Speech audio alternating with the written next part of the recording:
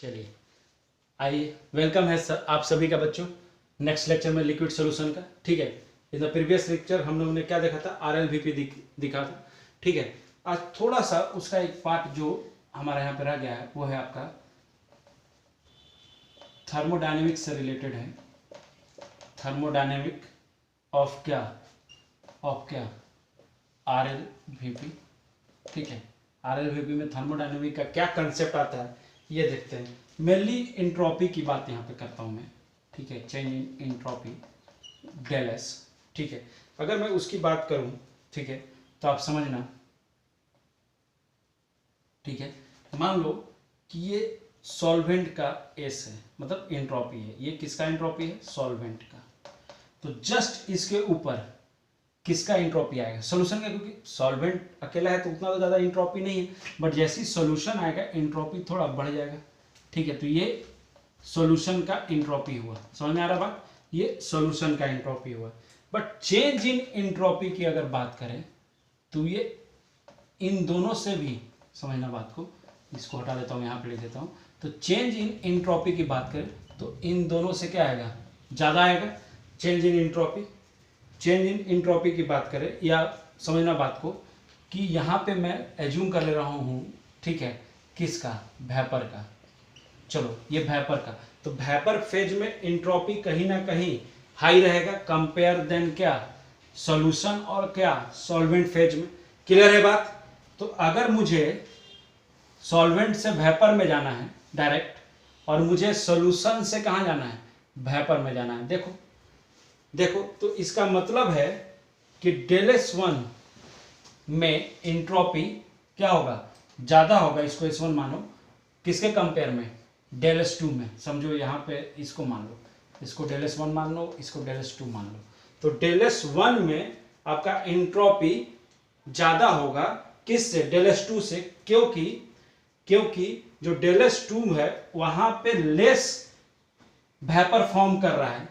ठीक है, समझ में आ रहा बात?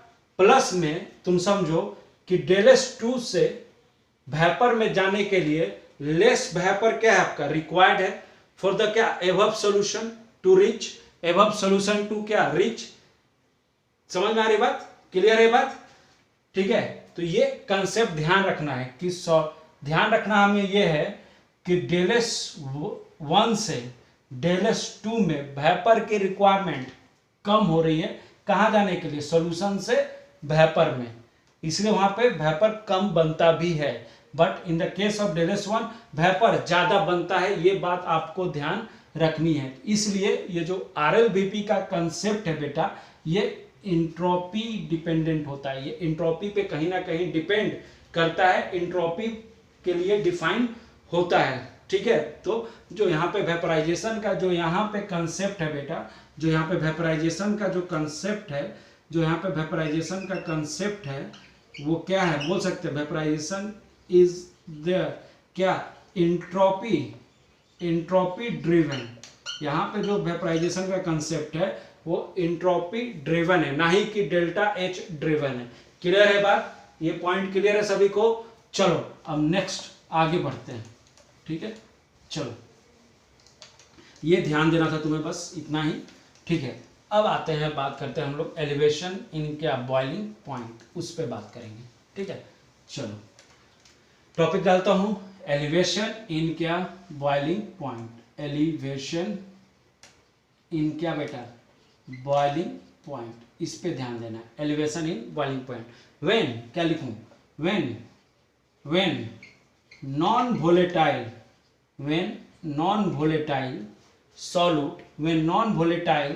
solute is dissolved, when non-volatile solute is dissolved in क्या बेटा? volatile solvent। volatile क्या? solvent। ध्यान देना, when non-volatile solute is dissolved in volatile solvent, its vapor pressure decreases। its क्या लिखूंगा? its vapor pressure क्या बेटा? decreases, बट क्या इंक्रीज करेगा? बोलो, बॉइलिंग इंक्रीज करेगा। ध्यान रखना, बॉइलिंग इंक्रीज करेगा। ये हम पीछे पढ़े भी हैं, यहाँ पे बॉइलिंग पॉइंट मैंने पढ़ाया था। ठीक है, तो जरा देखते हैं, ग्राफ से क्लियर करते हैं। ठीक है, ग्राफ से भी क्लियर कर लेते हैं थोड़ा इसको। ठीक है, इसको जरा हम लोग ग्राफ से भी क्लियर कर लेते हैं। ठीक है, इस कंसेप्ट को हम लोग ग्राफ से भी क्लियर कर लेते हैं। ठीक है, मान लो देखो यहाँ पे समझना, देखना यहाँ पे थोड़ा सा बात को समझो। ठीक है, यहाँ पे इस कंसेप्ट को थोड़ा सा समझना है। ठीक है, ये देखो यहाँ पे ध्यान देना, ये वेपर प्रेशर का है। ठीक है, ये वेपर प्रेशर का है। ठीक है, यहाँ पे हमने टेम्परेचर टी, इसी पे ग्राफ बनता है, टेम्परेचर पे और क्या वेपर प्रेशर पे, ध्यान रखना है। ठीक है, एक और जरा इसमें हम लोग एक और ग्राफ पॉइंट करके देखते हैं। ठीक है, एक तो सॉल्वेंट के लिए है और एक मैं किसके लिए बना रहा हूँ, सॉल्यूशन के लिए। क्लियर है, यहाँ पे 1 atm पे बात होता है, 1 atm पे बात कर रहा हूँ मैं थोड़ा सा, और यहाँ पे 1 atm पे ये पॉइंट लिया है मैंने। ठीक है, तो अगर इस पॉइंट को मैं ड्रॉ करूँ, देखो ठीक है, यहाँ पे हाईलाइट करूँ और यहाँ पे हाईलाइट करूँ, ध्यान देना इन दोनों पॉइंट पे मैं हाईलाइट कर रहा हूँ। एक प्योर सॉल्वेंट के लिए है, जो प्योर सॉल्वेंट के लिए है मेरा वो ये है, ये प्योर सॉल्वेंट के लिए है। ठीक है, ये किसके लिए ग्राफ है, ये किसके लिए ग्राफ है, ये सॉल्यूशन के लिए है। समझना है, अब यहाँ पे तुम्हें समझना है। मान लो कि जो प्योर, समझना, जो प्योर सॉल्वेंट के लिए एक लाइन यहाँ पे ड्रॉ करो, तो ये क्या कहलाएगा, T0B। अरे बॉइलिंग पॉइंट जो होगा यहाँ पे T0B टेम्परेचर पे है, और यहाँ पे जो सॉल्यूशन का है वो क्या है, TB पे है। ठीक है, तो अगर कोई मुझसे पूछेगा कि बॉइलिंग पॉइंट ऑफ सॉल्यूशन और बॉइलिंग पॉइंट ऑफ सॉल्वेंट के बीच का जो ये डिफरेंस है, बीच का ये जो डिफरेंस है ना, यही क्या है हमारा, यही क्या दे रहा है हमारा, एलिवेशन इन क्या, बॉइलिंग पॉइंट दे रहा है। यही क्या है हमारा, यही डिफरेंस जो है हमारा क्या दे रहा है, एलिवेशन इन क्या बेटा, बॉइलिंग पॉइंट दे रहा है। ठीक है, तो जरा बताओ यहाँ पे कि सॉल्यूशन और सॉल्वेंट में किसका ज्यादा है बॉइलिंग पॉइंट टेम्परेचर, तो तुम देखोगे सॉल्यूशन का ज्यादा है। तो मैं यहाँ पे लिख दूं, देखो यहाँ पे लिख रहा हूं कि T0B लेस देन क्या है, TB। इसका मतलब क्या है कि ये क्या है, बॉइलिंग पॉइंट ऑफ क्या है, ये सॉल्यूशन है, और ये क्या है मेरा, बॉइलिंग पॉइंट ऑफ क्या है, प्योर सॉल्वेंट है। क्लियर है ये बात, क्लियर है यहाँ पे ये बात क्लियर है सभी को यहाँ पे। ठीक है, चलो अब आगे बढ़ते हैं। ठीक है, चलो नेक्स्ट देखते हैं जरा, चलो थोड़ा सा इसके फॉर्मूला पे चलते हैं। ये क्लियर हुआ ना कंसेप्ट सभी को। ठीक है, ये ध्यान रखना है, ग्राफ वगैरह थोड़ा सा ध्यान रखना में। ठीक है, चलो अब थोड़ा आगे बढ़ते हैं। चलिए 1 मिनट, यस। अब बात करते हैं जरा इसके डिफरेंस पे। तो क्या मैं ऐसे लिख सकता हूं कि डेल TB, अरे चेंज इन क्या, टेम्परेचर, चेंज इन टेम्परेचर, ये रिप्रेजेंट किया जा रहा है, चेंज इन टेम्परेचर। ठीक है, इक्वल टू क्या होगा बोलो, पॉजिटिव वैल्यू लाने के लिए TB माइनस T0B। अरे लिख सकता हूँ कि नहीं, इसी को हम लोग क्या बोल रहे थे बेटा, एलिवेशन इन क्या, बॉइलिंग पॉइंट। इसी डिफरेंस को हम लोग क्या बोल रहे हैं, एलिवेशन इन क्या, बॉइलिंग पॉइंट। क्लियर है यहाँ तक बात। ठीक है, देखो एक और चीज ध्यान रखो कि जो डेल TB है, चेंज इन टेम्परेचर जो रिप्रेजेंट कर रहा है, उसका वैल्यू सेम होगा, चाहे वो डिग्री सेल्सियस में दिया हो या केल्विन। ये नहीं कि डिग्री सेल्सियस में दिया हो तो तुम उसको केल्विन में चेंज करने लगना, नहीं, वही वैल्यू पुट कर देंगे। चेंज नहीं करना है बेटा, चेंज करोगे आंसर गलत आ जाएगा। ठीक है, तो चेंज नहीं करना है, सेम होता है। ठीक है, ये मैंने पहले ही तुम्हें बता दिया है, तो ध्यान रखना। अब फार्मूला लिखते हैं, फार्मूला क्या होता है, तो डेल TB इक्वल, बहुत ईजी है, आयोटा पढ़े हो, बेंट ऑफ फैक्टर, इंटू क्या, KB कांस्टेंट है इसका, इंटू क्या बेटा, मोलालिटी। देखो अब सबका सिग्निफिकेंस मैं लिख देता हूं, सबका सिग्निफिकेंस लिख देता हूं। आई क्या है मेरा, क्या बताता है, वेंट ऑफ फैक्टर बताता है, वेंट ऑफ फैक्टर। KB क्या बता रहा है, मेन तो यही है, ये क्या बताता है, मोलाल एलिवेशन इन कहाँ, या ऐसा लिख दो कि molal elevation constant, boiling point में तो है ही। ठीक है, ये क्या है, मोलालिटी है, ये क्या बताता है, कंसंट्रेशन ऑफ द क्या, कंसंट्रेशन ऑफ द क्या, सॉल्यूशन इन क्या, मोलालिटी। ठीक है, concentration of the solution in क्या बेटा, मोलालिटी। अब देखो KB तो तुम्हें दिया भी रह सकता है और आप KB कैलकुलेट भी कर सकते हो बेटा, तो उसको भी मैं लिखवा देता हूं। उसका भी फार्मूला। चलो हटाओ इसे, ठीक है, ध्यान देना है सभी को। केवी आपको दिया भी रहेगा या केवी आप कैलकुलेट भी कर सकते हो। तो चलो उसको देख लेते हैं एक बार, ठीक है, कि केवी अगर दिया रहे या नहीं दिया रहे तो हम कैसे कैलकुलेट करेंगे, ठीक है। तो चलिए चेक कर लेते हैं कैसे कैलकुलेट करेंगे। चलो एक मिनट, ओके, चलो ठीक है, इसको हम लोग करते हैं। चलो देखो यहाँ पे बेटा, देखो एक चीज कि ये जो है आई इंटू क्या, एम, आई इंटू एम, समझ में आ रहा बात? ये क्या बता रहा है, ये मेरा क्या बता रहा है, ठीक है। आई इंटू जो एम है, ये हम हमेशा देखो, तुम समझो वेंट ऑफ फैक्टर है और क्या है, मोलालिटी है। तो ये कहीं ना कहीं किससे किससे डिफाइन होता है, ये चीज़ें पार्टिकल से डिफाइन होता है कि नहीं? तो देखो कंसेप्ट आ रहा है ना पार्टिकल का, तो इसीलिए हमने जो कंसेप्ट आपको पढ़ाया था बेटा वेंट ऑफ फैक्टर, इसलिए मैंने पहले पढ़ाया था, ठीक है। तो चलिए अब केवी कैसे निकालते हैं उसके बारे में हम लोग देखते हैं। तो केवी इक्वल टू होता है R TV square M upon क्या 100,000 लेके चलेंगे 1000 इंटू डेल एच, क्या है, वेपराइजेशन। ध्यान देना, R TV square M upon 1000 into क्या डेल एच वेपराइजेशन, ठीक है। चलो अब जरा देख, यहाँ पे देखते हैं, ठीक है।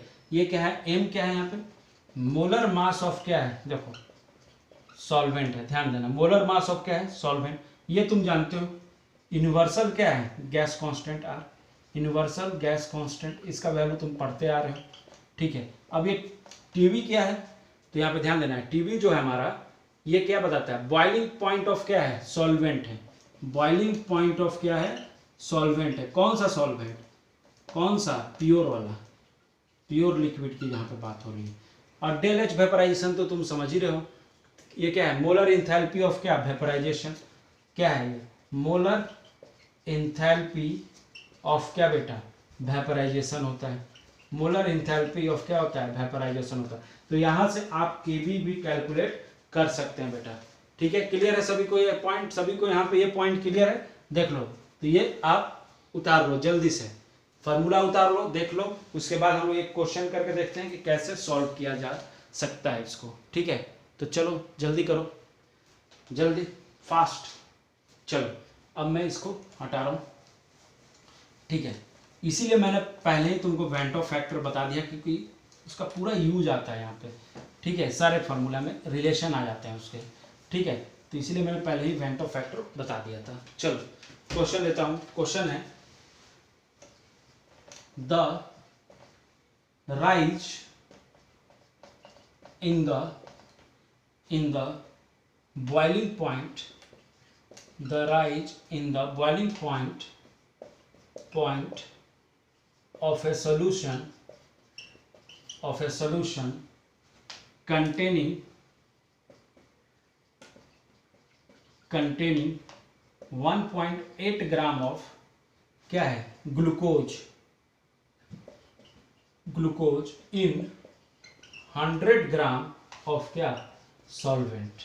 बहुत बढ़िया, 100 ग्राम ऑफ सॉल्वेंट, ओके। उसके बाद हमें दिया गया है,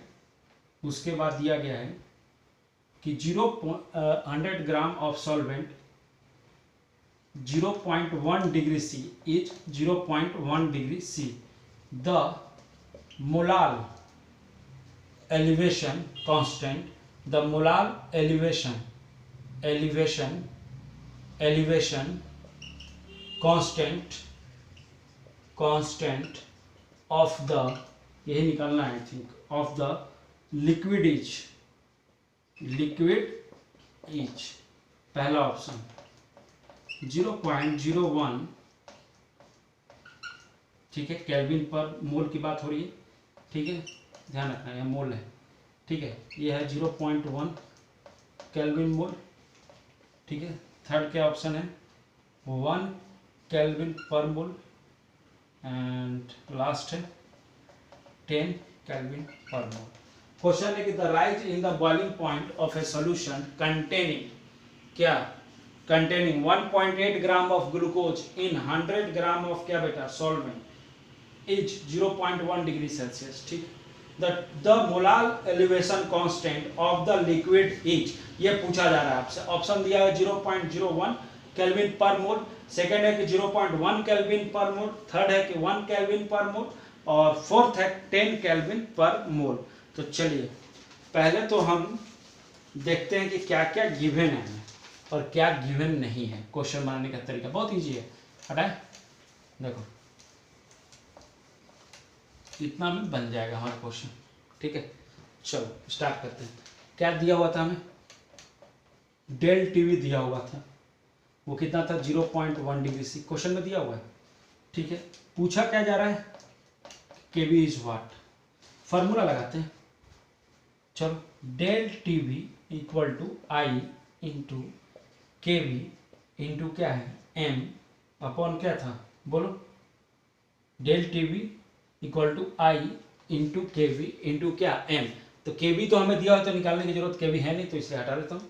ठीक है, तो डेल्टा टीवी कितना है 0.1। ठीक है, आई का वैल्यू, और देखो ध्यान रखो ग्लूकोज है तो हम पढ़ते आए हैं ग्लूकोज के लिए आई का वैल्यू हमेशा क्या लेते हैं 1 लेते हैं। अगर नहीं दिया हुआ है तो 1 कंसीडर करेंगे, तो 1 इंटू, हमेशा ध्यान रखना अगर नहीं दिया है तो 1 कंसीडर कर लेना है। जिसके बारे में पता है, पता था ग्लूकोज 1 ही होता है कि नहीं, तो 1 इंटू के वी इंटू क्या क्या यहां से निकलता है, यह है मोलालिटी हमारा। ठीक है, मोलालिटी है, स्मॉल एम है। ठीक है, तो 1.8 दिया हुआ था, हाँ ग्राम ऑफ ग्लूकोज अपॉन क्या, ये तो हो गया मोलर मास, तो मोल आ गया अपॉन क्या 1000। देख लो क्लियर है सभी को। तो यहां से सॉल्व करोगे तो अपना केवी का वैल्यू आएगा और जो आएगा वो आएगा आपका 1। तो जो ऑप्शन है देख लो कौन सा ऑप्शन सही है, थर्ड ऑप्शन सही है। ठीक है, क्लियर हुआ सभी को। देखो यहाँ पे सभी को क्लियर हो जाना चाहिए पॉइंट, ठीक है ना, ये पॉइंट सभी को क्लियर होना चाहिए। क्लियर है, चलो अब नेक्स्ट क्वेश्चन देखते हैं। हटाओ ये, चलो नेक्स्ट क्वेश्चन देखते हैं। इसका थोड़ा सा कंसेप्ट है, बस 1-2 क्वेश्चन देख लो, कंसेप्ट क्लियर रखो, बनाते चले जाओ। ठीक है, क्वेश्चन है the ratio of the elevation in boiling, the ratio of the elevation in boiling points of NaCl solution to that of क्या glucose solution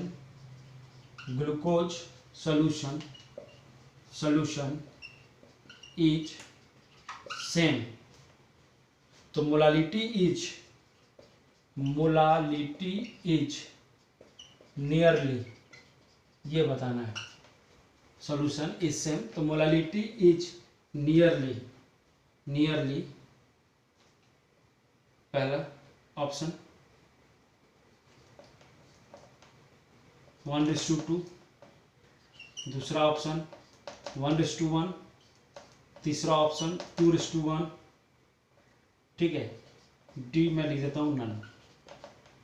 चलो ये तुम मुझे बताओगे बेटा, ठीक है, इन द कहाँ कमेंट बॉक्स में। ये तुम्हारा CTQ क्वेश्चन हो गया, क्लास टेस्ट क्वेश्चन। एक तो क्वेश्चन तुम खुद से बनाओ, ठीक है, और इसको करके मेरे को डाउट में बताना है। क्लियर है बात। चलो नेक्स्ट कंसेप्ट देखते हैं, आगे बढ़ते हैं। ठीक है, चलो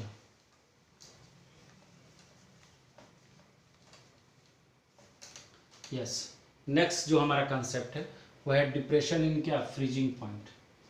डिप्रेशन, ठीक है, डिप्रेशन इन क्या बेटा डिप्रेशन इन क्या, फ्रीजिंग, फ्रीजिंग क्या पॉइंट, डिप्रेशन इन क्या फ्रीजिंग पॉइंट, फ्रीजिंग पॉइंट के अंदर डिप्रेशन देखना है। ठीक है, तो फ्रीजिंग पॉइंट क्या होता है पहले ये जान लें। ठीक है, फ्रीजिंग पॉइंट क्या डिफाइन करेंगे। ठीक है, तो टेम्परेचर एट विच, मैं बोलूँगा कि टेम्परेचर एट विच, एट विच, ध्यान देना है, temperature at which vapour pressure, temperature at which vapour pressure, temperature at which vapour pressure of solid becomes, temperature at which vapor pressure of solid becomes equal to, vapor pressure of solid becomes equal to vapor pressure of क्या, बोलो vapor pressure of क्या, vapor pressure of क्या बेटा, liquid, liquid, vapor pressure of क्या, liquid is called क्या, freezing point, freezing point of liquid, freezing point of क्या, liquid, और क्या melting point of solid, अगर solid की बात हो तो melting point of क्या, solid। ये पूरा डिफिनेशन है। Temperature at which vapour pressure of solid becomes equal to vapor pressure of liquid is called freezing point of liquid और melting point of क्या, solid। अगर थोड़ा सा इसको और थोड़ा मैं सिंप्लीफाई में तुम्हें डिफिनेशन बता दूं, सिंप्लीफाई वर्ड में, तो इसको तुम बस पिछला जो डिफिनेशन है ना बस उसी को मैं यहाँ पे लिख देता हूँ। देखो क्या था, when, बस कुछ दो चेंजेस है, when non volatile solute, when non-volatile solute is dissolved in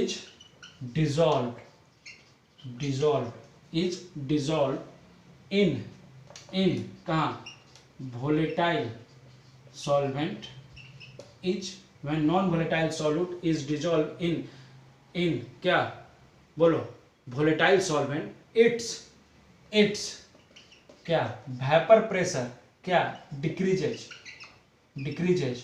when क्या डिक्रीज कर रहे, तो क्या फ्रीजिंग पॉइंट भी यहाँ पे क्या करेगा, डिक्रीज करेगा। ध्यान देना, वहां पर बॉइलिंग पॉइंट इंक्रीज कर रहा था, यहाँ पे फ्रीजिंग पॉइंट क्या करेगा, डिक्रीज करेगा। ये हमारा सेकंड स्टेटमेंट हुआ, उसी जो पहला डिफिनेशन था और एक सेकंड। ठीक है, देख लो। अब चलो इसका थोड़ा सा क्या देख लेते हैं, ग्राफ से समझ लेते हैं कैसे होता है। ठीक है, कैसे आता है डिप्रेशन इन क्या फ्रीजिंग पॉइंट, तो किसके किसके बीच ग्राफ होगा, बोलो टेम्परेचर और क्या फ्रीजिंग पॉइंट, मतलब वेपर प्रेशर लेके चलेंगे। ठीक है, अब जरा ग्राफ देखते हैं। देखो ठीक है, इसको नीचे की तरफ हिलाओ, एक मिनट। ठीक है, ये एक ग्राफ है। ठीक है, समझना है बात को। ठीक है, एक और देखना, एक और ग्राफ मैं बना रहा हूं। ठीक है, ये यहां पे टच करने वाला है इसके। ठीक है, ध्यान देना।